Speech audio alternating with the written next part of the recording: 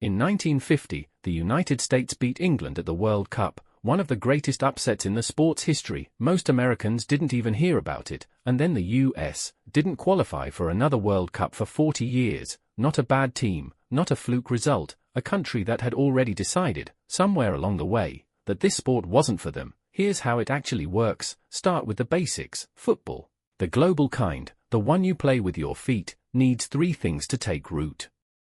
In a country, kids playing it growing up, crowds willing to watch it, and a domestic league strong enough to keep the best local players from leaving for somewhere better. Simple checklist, 3 boxes. America, for most of the 20th century, never managed to tick all 3 at the same time. Here's the part that surprises people. The US didn't reject soccer because Americans didn't understand it. They rejected it because they already had sports that did the same emotional job and got there first. Baseball owned the summer, college football owned the autumn. Ritual, the bands, the tailgates, the rivalries passed down like family heirlooms. Basketball owned the cities. Soccer kept showing up to a party where every seat was already taken. Wrong sport, wrong moment, no room at the table. 3 times in a row, it would turn out. Because here's the part most people skip entirely. America actually had a thriving soccer league once. Long before any of this, back in the 1920s, it pulled in real crowds, signed talented players from Europe and South America, and looked, for a moment, like it might actually become a permanent fixture. Then the league and the National Federation got into a turf war over who controlled the sport. Pure bureaucracy, egos, and scheduling disputes, while they fought each other instead of growing the game. The stock market crashed, the Great Depression hit, and the whole structure collapsed within a few years. Soccer didn't lose to another sport that time, it lost to its own infighting, at the worst possible economic moment. Lesson 1, a sport can die from the inside before any rival lays a finger on it. So the talent gap that followed wasn't really about raw ability, it was about attention.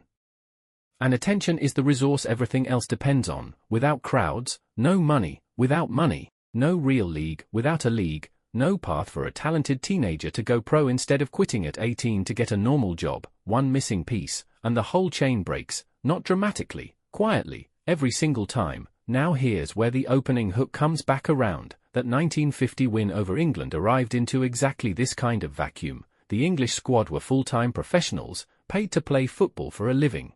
The Americans were not. The starting 11 included a teacher, a man who drove a hearse for work, and the man who scored the only goal of the match was an accounting student who washed dishes at a restaurant to cover rent.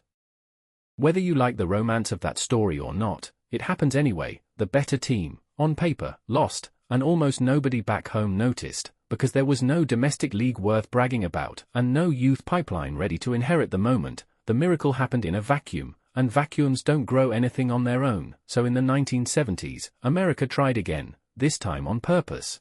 The North American Soccer League brought in Pele, arguably the greatest player who ever lived, and for a few golden years it actually worked. Sold-out stadiums, real buzz. The league even rewrote its own rules to feel more American, shootouts instead of draws, a countdown clock instead of the real one, because nobody trusted Americans to sit through a tie. It still wasn't enough. By the mid-1980s the league was hemorrhaging money, the crowds had evaporated, and it folded completely. Attempt number 2. Down, and here's the twist almost nobody clocks. The failure was never really about soccer as a sport.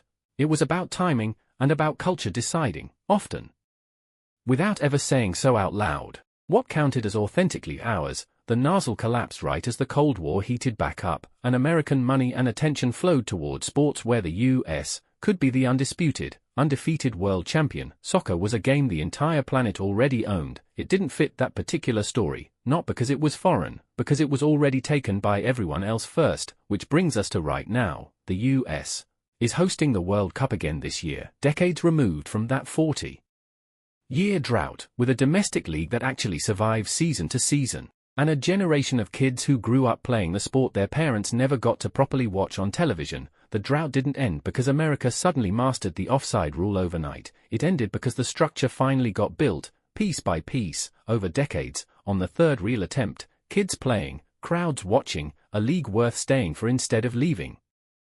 So here's the whole thing, reassembled. America didn't fail at football because the sport was too complicated, too foreign, or too slow for American taste. It failed because the chain of ingredients, players, crowds, money, league, kept breaking at its weakest link, 3 separate times across 60 years, while other sports occupied the exact cultural space soccer needed in order to grow. A thriving league in the 20s couldn't survive its own politics, a miracle in 1950 couldn't survive.